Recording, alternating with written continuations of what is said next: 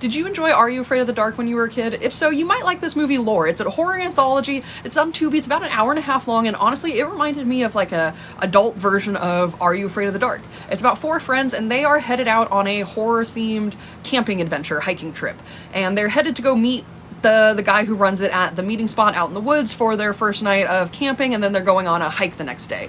And when they get there, the guy who's running it is really quite creepy. They're all a little unsettled by just how odd he is, and when they make camp that night, he decides that they should all tell one of their own scary stories before the hiking trip the next day, where he's going to tell them a bunch of horror stories and stuff like that. So they all gather around the fire, and each of the 4 friends tells their scariest story that they know. And that's where you get the 4 segments. Honestly, this was pretty fun. I did enjoy all 4 segments. They were all pretty darn good.